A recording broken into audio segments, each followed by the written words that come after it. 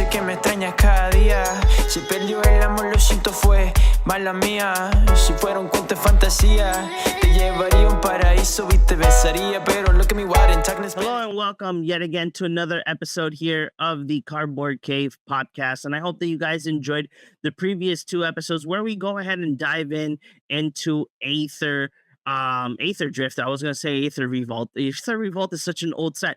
But yes, Aetherdrift. And we went ahead, we explained and gave our thoughts on Morrow's list. We went ahead and talked about the first batch of spoilers. Then we went to the second batch, and like we always do, we talk about the top three cards of the set from our opinion of our three favorite cards of the set. But before we start and have all of our cast members inside our programming, I have to tell you guys something. If you guys want to like spice up your decks or your commanders, have something different or different artwork, right? Hey, head on to altersleeves.com/cardboardcave or use our affiliated code Cardboardcave to get 10% off your order. Hey, how about you make your commander a little bit different? Like that you guys can have a little bit of, how do you call it? A little bit of personality in your commander or your decks. As well, if you guys are looking for high quality playtest cards, go to TolarianLibrary.com. Very, very special place. And hey, when you're about to check out, when you have your major order or a couple of playtest cards, use code CBCMTG and you're going to get 20% off your order when you check out with Tolarian Library. And finally, hey, if you're from Puerto Rico, not as well from Puerto Rico as well, you can go online, check out our favorite local game store, Titan Games. You can go to their website, titangames.com, and or go to either of their two locations in Rio Piedras or en Caguas. Like that, you guys can check out their major selections of TCG, miniatures, board games, collectibles, manga, Funko Pops, Gundam, you name it, they might have it. But as well, if you guys don't have the time to pass by their local game store, it's easy. Go to their website, titangames.com. They have all of their merchandise as well online. Like that, you guys can make your selections and as well check it out. Plus, if you are listening to us when this airs, in Titan Games are the pre-releases for Aetherdrift this whole weekend. So check their social media, like that you guys can be up to date on when and where are these pre-releases going to happen. So let's go ahead and bring in the whole cast of the Cardboard Cave podcast. Let's bring in our favorite director, the one and only Ale. What happened to Ale? Did he disappear? Hi, what's up? Sorry. I'm here. I'm alive. I'm good. I'm a tree today. I'm a tree. Okay. And nothing else. We always love the master of the dark arts himself, JP. Hey, what's up? Still in pain because of my tooth. Yes, JP is still in pain, guys. So if you guys see us going a little bit fast and furious, it's because it's Aetherdrift. No, it all makes sense. It all makes sense. So nothing, guys. Before we go ahead and go through our top three of each one of us, what do you guys think about the set? Are you guys excited about it? Between the cards that are in the standard block and as well the commanders. So I'm kind of excited, but at the same time, there's nothing in the set for me personally. There's a lot of really cool cards and a lot of really cool mechanics. People have started like messing with. I saw a Grixis deck based on discarding, using the chariot, because there's an equipment in Ixalan that equips for free by discarding a card, and you can just keep on discarding. And every time you discard, you make the zombies. And there's another dude that's whenever you discard, you give a creature +2/+0, and when it hits, you draw a card. So you can just cycle through your hand, make a bunch of zombies, hit someone, draw your hand back. It was really, really interesting. I don't think it's going to be a deck because it requires too many pieces, but it was fun to watch. Okay. And how about Yeah. yourself, Ale? Yeah, I think it's a fine set. It's gonna make a splash depending on how much people utilize the new vehicles and the new saddle creatures. It has a lot of support for artifacts, and I don't know. The exhaust mechanic is interesting. If there's ways to abuse it, I don't know. I feel like there's a lot of fun stuff for us since we play a lot of Commander and Cube too. But I don't know if it'll be very impactful in Standard. I'll let you know when I go to MagicCon because there'll be a tournament there, and I guess I'll see how many people are using like Aetherdrift cards. Yeah, I myself think that probably none of these cards might make an impact now. I think it's going to make an impact this upcoming summer when the block shifts this, when we get half of the like nice cool cards from Brothers War. Brothers War is it? Well, March of the Machines, and I forgot the sets, but yeah, I had them in my mind and they went poof. Because I am, just for all of our listeners and or viewers, I am making a list and checking it twice. I am making a mono red deck and a Rakdos deck, anti format rotation, whether you guys can have them. Because these are the colors that actually caught my eye from Aetherdrift, and I'm gonna make these videos for all of you guys so that you guys can see how it can work and whatnot, and see how it goes. I think mono red is gonna be really interesting when rotation goes in effect, and Rakdos as well. But I think I'm with you, Ale. I think that there's a lot of cards, at least for Commander. That's basically the format that we play a lot. And it's not gonna make an impact now. In the Standard format. And no further ado, let's go ahead and give our top 3. And today is really interesting because Chris, if you guys all know, Chris has a really tough work schedule, but this time we do have his top 3, and we have them right here. Chris's top 3. So Chris chose Sahili Radiant Creator, Howl Squad Heavy, and Full Throttle. And he said the following things. They're very, very light. So he said, Full Throttle gives me crank more combats, and I love Loot's face. Okay. Full Throttle is a card I'm interested in, but I feel like 6 mana feels so prohibitive. Even though like 2 combats probably wins me the game. Yeah, Yeah. Like I said, it's my normal combat, my extra combat, and every single time it untaps all creatures that attack this turn. My treasure deck wants to have extra combats and make the mana to cast extra either more extra combats or draw more cards to get more extra combats and try to go infinite through combats.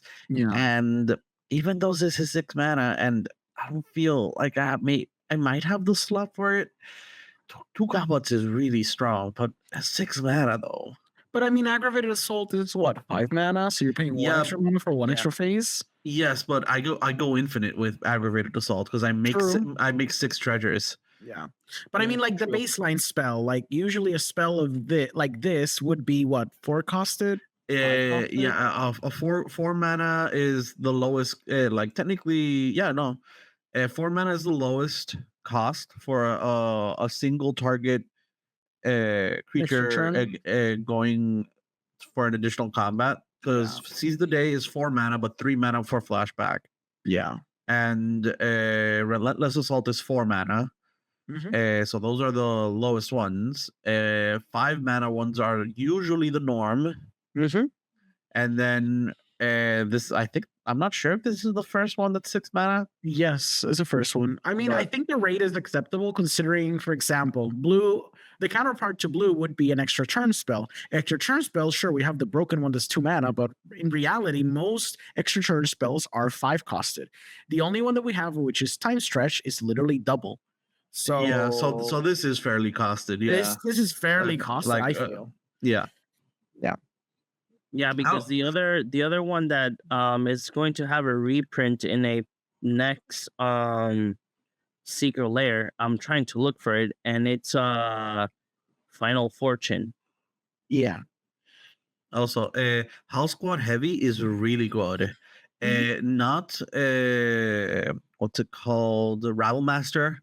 Not Rabble Master good, because when Rabble Master was in the format, that shit was that was really Yeah. strong. Yeah. If it warped, it made like the Jeskai tokens deck. That was back in M15, Cans of Tarkir. There's a Jeskai tokens deck with the Convoke on Stoke the Flames. That was a really good deck. Yeah, especially after it got Monastery Mentor. But at the beginning of combat on your turn, create a 1/1 red goblin creature token, and that token attacks this combat if able, and it starts your engine. So it enters, start your engine, then it hits someone. So you go up to the second speed immediately if it hits someone with the 1/1. Mm-hmm. So as an aggressive deck, this might have some. I think that combined with Krenko, because Krenko was printed in Yeah, Foundations. Foundations. So there is a possibility that this is the key card that we needed to Yeah. make a goblin deck. Because Oh, it has yeah. all the things that you need. Yeah. In addition to that, there were some people that played or have already play tested with Aetherdrift cards, and they say start your engine sometimes feels win more. Sometimes it's just what you need to finish the game. And this one being 3 mana, it's if this is your only start your engines card, I think this is still fine. Yeah. Like the start your engines ability is just a cherry on top. Yeah. And then we do have a hiccup on what Chris sent us, because when he sent us his top 3, he said to put Sahili in his top 3, but his information is with Nisa. Yeah, he also I mean, the whole deck is really cool. The whole energy deck. Sahili Radiant Creator is fun. It's interesting. It's the 3rd energy deck within a year, because you got Yeah. Dr. Madison Lee, then the commander deck, and then this. So maybe they're probably gonna step back on energy, but yeah, this is interesting. He mentioned the Nissa, which is a landfall that lets you pay energy and just play stuff from your hand, like put just stuff on your Yeah. hand. Yeah. He just says Nisa is cool. I love the idea of her interacting with Aether, and it lets me chunk Eldrassis easy. Okay. And then for the goblin, he's like Goblin Go Burr in slower games. Yeah. That's literally what he said. Those are his top 3 cards. Okay, so let's go ahead and bring in JP's top 3 cards. I love the fact that I looked at the camera that's not working, and my camera is right there. So let's go ahead and look at JP's top 3 cards of Aetherdrift. So we have Captain Howler Sea Scourge. He's the one that whenever you discard something gets +2/+0, and when you hit, you draw a card. Each instance of this is individual, and the creature gets +2/+0 for each card discarded. So if you discard 2 cards, it'll get +4/0, but you'll only draw 1 card if it deals combat damage. So generally speaking, you probably like a lot of multiple instances of discarding. This is really good because you can fill up your hand again. I think this is mega pushed in terms of it's a 4 mana 5/4 with ward 2 and pay 2 life. In terms of stats, is crazy, and this is hella pushed. I don't think many people have been talking about this card as much as I have, or as much as I've thought about this, because just stat wise alone, and with the keyword, this is very pushed. I'm not sure if the colors allow this to be as pushed as it could be, because blue red isn't necessarily looking for aggressiveness. Yeah. I like Ketramos, the new Dawn. This is crazy. Like this is probably the strongest card in the set, in my opinion. So it can't attack or block unless there are 7 or more cards in exile. It's indestructible. It has menace and lifelink.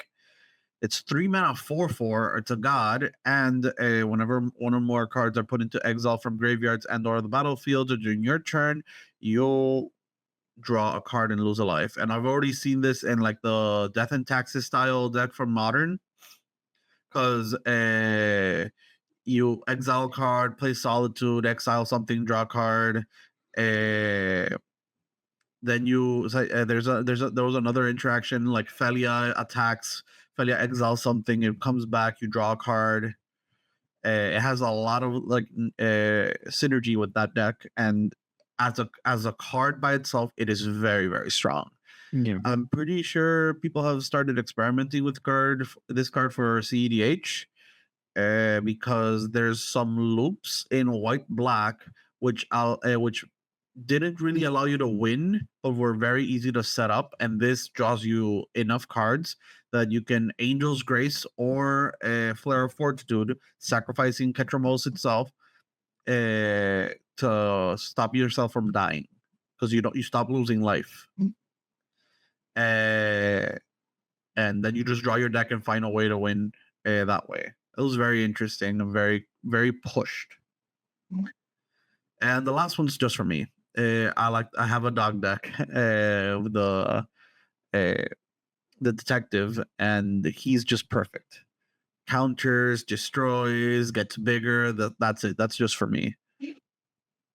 Okay. Nice. I'm like, I think that's one of the reasons why I like the set, because in some cases, if you're an OG from the Cardboardcave podcast, you all know that all of us have at least one card that appears in common, but this time all of us have different cards. That's amazing. That's and true. that's really great. Usually, in other sets, probably JP and me have the same card, or Alan JP, or Alan myself. We always have at least one that it's like, but I had that in my top 3. There's some overlap, yeah.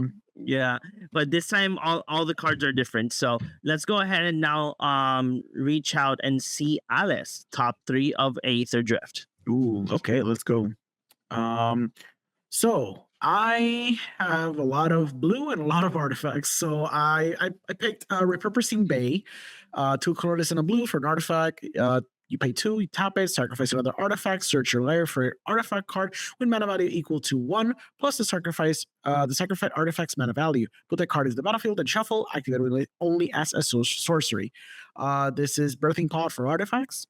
This is blatant as they come. Obviously, it's a little fixed, so it's not totally abusable, but it's still Birthing Pod on a stick, specifically for artifacts. Artifacts already have amazing tutoring, broken tutoring potential, so this is just adding another tool to the toolbox.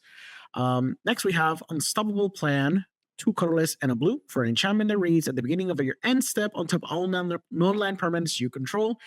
This is insane. I can't fathom and I cannot believe why WotC would ever print something as ridiculous as this. So don't you remember the blue-green Wilderness Reclamation decks that would run green just because you could get Wilderness Reclamation? Guess they don't need that anymore. Yeah, exactly.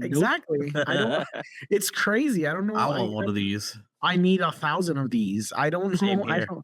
I don't get it. Even the artwork is like amazing. I'm like happy to see Jace being like a little bad guy, not so much just an emo boy.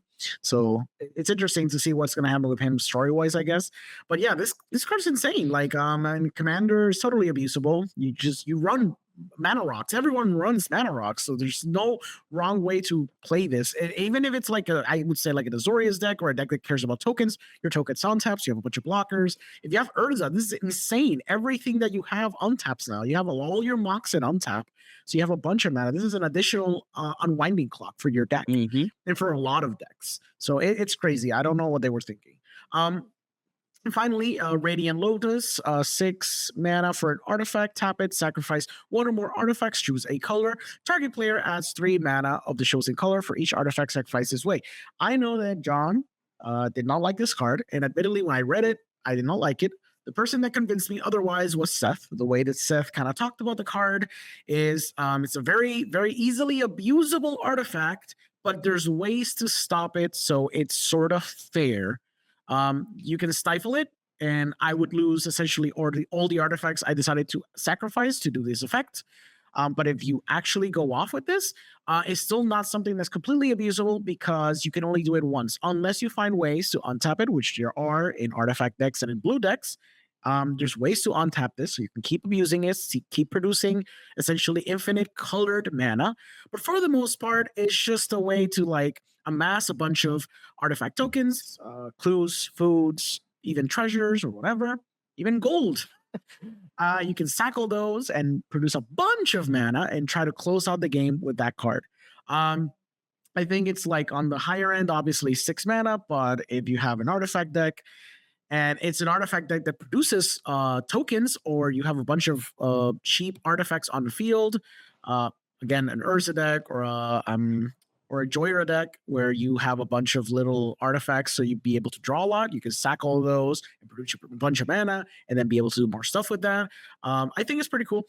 It's cool that you can also self-sacrifice it. So worst case scenario, you pay 6 mana to do Black Lotus effect. So I don't know. To cast a counter. That'd be amazing. Yeah, it has value. Obviously it's steep in its cost, but I think that's fine, and there's ways to stop it, so it makes it fair. But if you actually use it as intended, and you actually are able to pull it off, you're probably gonna win that game. Yep, I agree. I still don't like the card. Sure, I get it. But still, in a sense, like how you mentioned, if you do like a token artifact deck, that's super fine. Like I think I mentioned to Ale when we were talking about the card, I'm like, hey, this card actually works on my catalog commander. I can just make a lot of with Academy Manufacturer, make a lot of like clues and whatnot, and be like, I have infinite mana, quote unquote. Yeah. But I still don't like it. Let's go ahead and check out my top 3 cards of Aetherdrift. And in a sense, you all know me. Obviously, Chandra had to be there. There's no question about it. And it was super funny because I was just checking out the feed of all of our followers, the people that follow us, and one of the followers is Bones. She is a Chandra cosplayer. She has a Chandra collection as well. Then the thing is that when she was showing off her collection, I wrote in the comments, I'm only missing one card that you have. And she has the Pyromancer, the blacked out Pyromancer, the other artwork signed by the artist. I'm like, I'm only missing that. And I think I was missing one more. But Chandra had to be here. I really do like Chandra. In my research on making the Rakdos and the mono red decks for standard, I still have her as a maybe factor, maybe in the Rakdos build, due to the whole that you can create a vehicle. You can create a vehicle token, so that's an artifact that the Rakdos deck can go ahead and use to sacrifice. But Chandra Spark Hunter, 3 and red, legendary planeswalker. Chandra, at the beginning of combat on your turn, choose. Give me 1 second. I'm blind. Choose up to 1 target vehicle you control until end of turn. It becomes an artifact creature and gains haste, and has a +2, 0, and -7 loyalty ability. It has 4 loyalty at start. The +2 is that you may sacrifice an artifact or discard a card. If you do, draw a card. The 0 is that you can create a 3/2 colorless vehicle artifact token with crew 1 and -7 that you can get really quick to the -7 is you can get an emblem with whenever an artifact you control enters this emblem deals 3 damage to any target.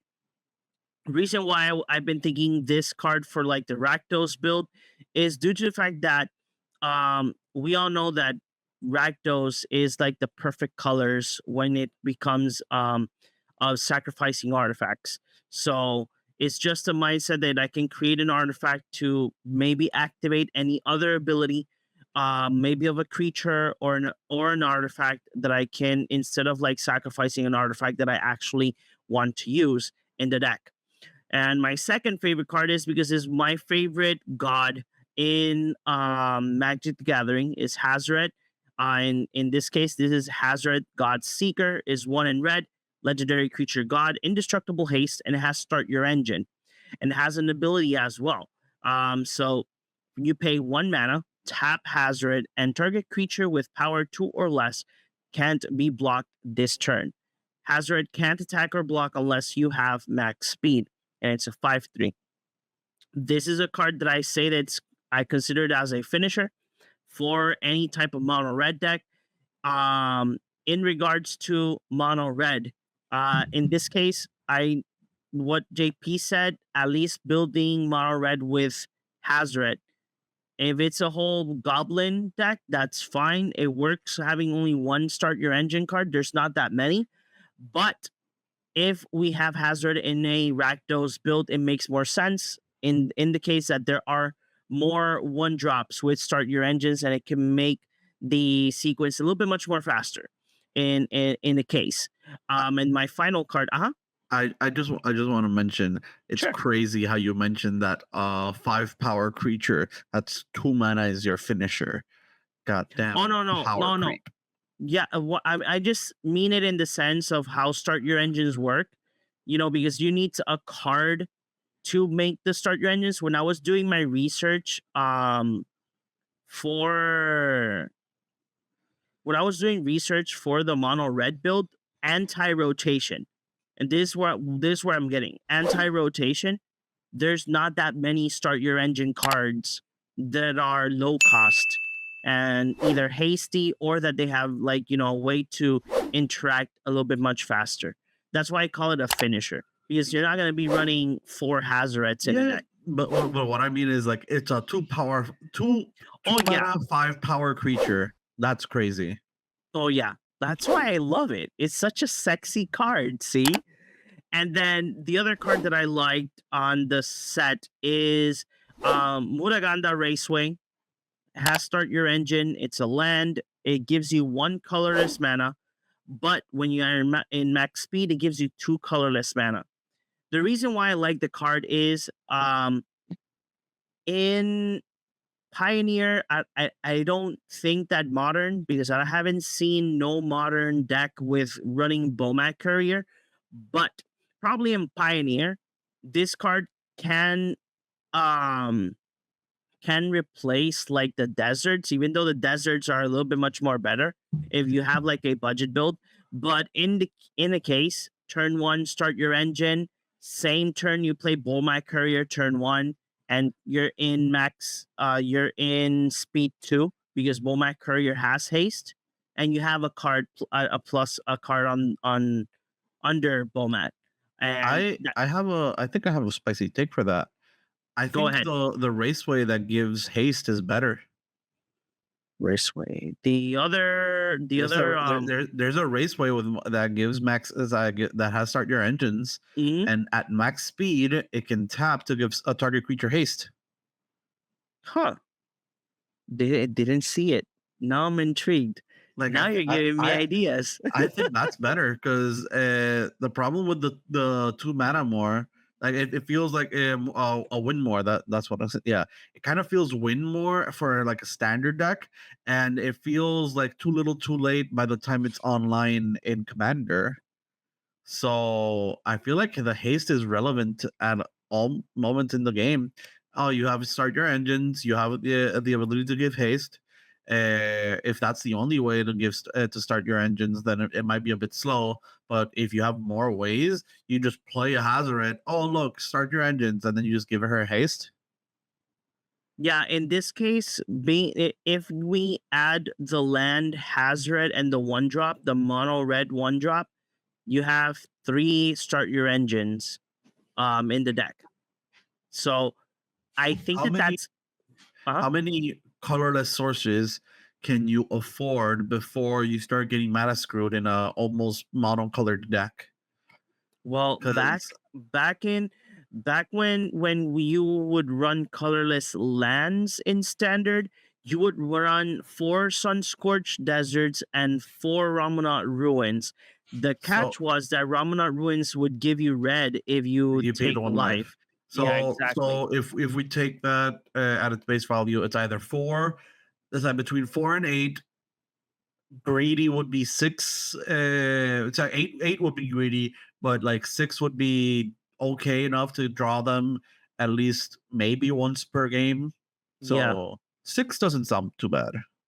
No, exactly. That's why I want to make sure. That's why I'm still doing my research, because I want to make sure that the mono red deck that I built for our viewers is a mono deck that they can actually play and probably not maybe win a GP or something, but at least have fun.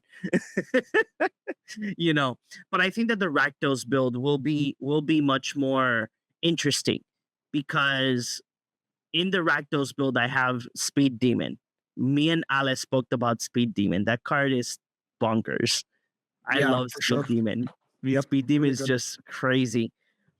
But these are my top 3. Obviously, I have Chandra because I have a crush with Chandra. And I really do love I really do love the card as how it works. It's really interesting that we have a Chandra that in this case is not focused in instants or in sorceries. This time is more focused on artifacts. It's really kind of cool. So those are my top 3. Now, guys, any final thoughts or thoughts about the set that our viewers might want for these upcoming pre-releases? Thoughts for the set is uh, make sure you understand certain archetypes, because they're very clearly demonstrated by the types of cards we just showed. Start your engines. If you get Ketramos and there's a discard sub theme in some of these, just focus on the sub themes and the strong cards. I'm sure vehicles will come up, and vehicles will always be good, as sometimes because they're not always creatures, they can avoid a removal, but artifact removal can destroy them. Although I didn't see that much artifact removal in different colors other than green.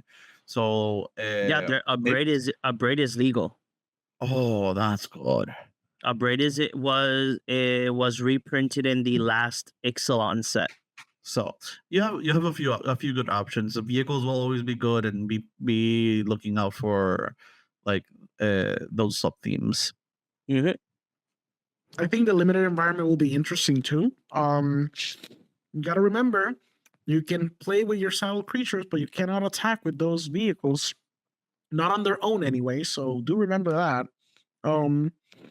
Yeah, it'll be interesting. There's gonna be a lot of people just playing a bunch of vehicles, and the first one to crew it is probably gonna win the game. Yeah.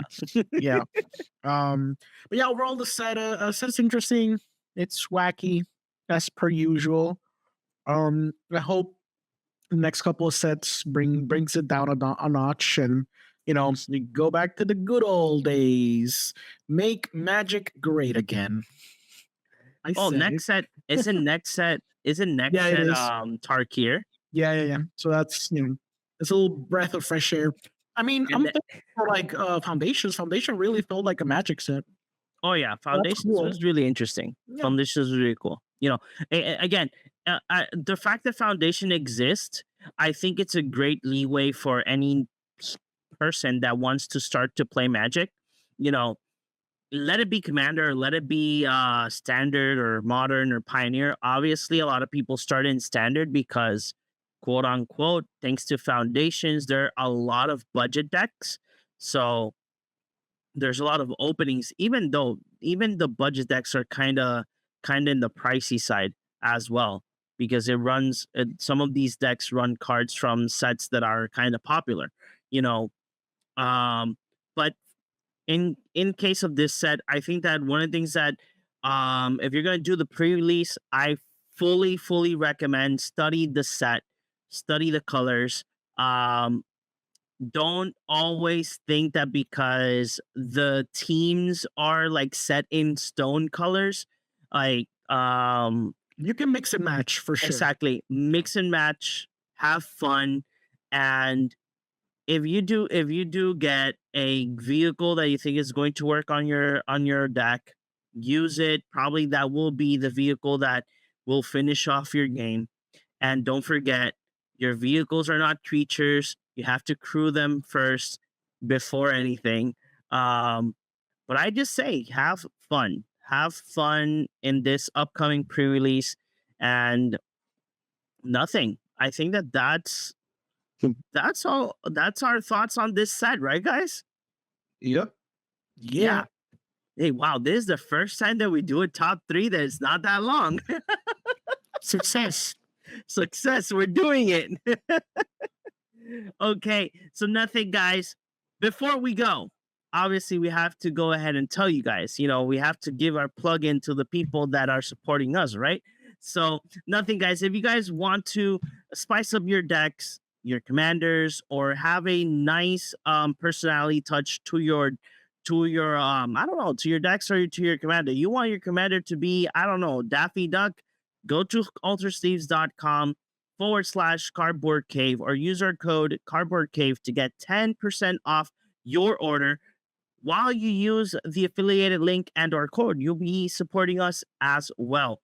Plus, hey, there might be a chance that you don't have the budget to get all of those mana rocks that you might need for your CEDH, or those expensive cards from the era when us were not born, when Magic was starting. But it's fine. We got you covered. Go to TolarianLibrary.com, search for all of those playtest cards, and hey, when you go to checkout, use our code CBCMTG, get 20% off your order. Like that, you guys can go ahead and have those playtest cards on your decks, and you can test out your commander or decks before buying those cards. And last and not least, hey, are you from Puerto Rico? Probably you're not as well, but that's fine. We got you covered. If you're from Puerto Rico, you can go to Titan Games in Rio Piedras and in Caguas. There are two local game stores that are available with a lot of merchandise, let it be from TCG, miniatures, Funko Pops, and much more. But if you're not from Puerto Rico, that's fine. Go to titangames.com and check out their website for their merchandise as well. They do ship to the US. So, hey, what if maybe they have the Gunpla that you are looking for? Or maybe your local game store does not have a set that you're looking for as well of any of your favorite trading card games. Just check them out. They might have them, and just hit the checkout button on their website, and then you guys can get your products from our favorite local game store. So nothing, guys. Let's go ahead and round table. JP, where can the people find you? You can find me here in the Cardboard Cave podcast. Hopefully, getting better from this tooth. Darn tooth. Why do we need them? We don't need them. Yeah. Of course, it's more like a curse that nut that broke it. True. It was just a peanut. I didn't think it would break it. Never eat peanuts, guys. That's the lesson here. That's a lesson, yeah. Okay, Alan, where can the people find you? You can find me here talking about delicious room cardboard. Yummy cardboard. It's gonna heat up and burst into flames because it's a car now. You can also find me at Cinemas Podcast. I talk about movies. I rant about movies. I do movie reviews, and I talk to other people about movies. What about you, John? Hey, you guys can find me here in the Cardboard Cave podcast social media. I'm always active. Let it be on Instagram, TikTok, or at YouTube. So if you guys comment, I probably am the one, or Ale is the one answering your thoughts and or doubts of any of our videos that we post. But as well, you guys can find me at Real In Films. I do movie reviews and interviews as well. There's more to come here at the Cardboard Cave. I hope you guys enjoy the additional content that we are doing. And as well, we are in talks to have a new place to sometimes record content, this podcast and other things, and planning a lot of great things as well. So pay attention to our social media like that you guys can be up to date. And before I go, I do need to tell each and one of you that if you guys are in Puerto Rico, not this upcoming Sunday, the next Sunday, February 16, we're going to be in the Gamer Spot in Plaza del Caribe en el Pasillo de Me Salvé. So if you guys are here visiting Puerto Rico and you are in Ponce, go to Plaza del Caribe from 12 to 5 o'clock in the afternoon. Myself and the other John, we are going to be there. We're going to be showing off board games, teaching you how to play any of the TCGs that we have available there. So pass by. There's going to be video games, D&D sessions, the whole niner. So don't forget, on February 16, pass by from 12 to 5 in Plaza del Caribe. So that's it. Well, one more thing. I'm going to MagicCon. So if we, to our 140 subscribers, if any of you just happen to see us, say hi. We'll take a little video for you for TikTok or something. So you have to do a formal video for TikTok like that. They can see you. Sure. I'm gonna have to do an actual video. Oh, I did. Oh yeah, sure. I should do like more videos with my face so people know. John might be able to help me out. Maybe like send me a sticker of the Cardboard Cave podcast so I can put it on my face so people know. But yeah, I'll be there. No worries. I'll talk. When is MagicCon? It's in February 21 to the 23rd. So okay, so when I send you the sample cards, yeah, I'll talk to my wife to make you a shirt and send it to you with the sample cards. Awesome. Nothing, guys. I hope you guys enjoy our content, and if you have not yet subscribe to our YouTube channel or follow us in all of our other social media. So we will see you all in the next one. Bye-bye. Rope until I cut it, bala pa tu cabeza, para delicadeza, habla la realeza, salva naturaleza, method for your mentalities, kill them with no fatalities, happy with all the cannabis, welcome to your reality.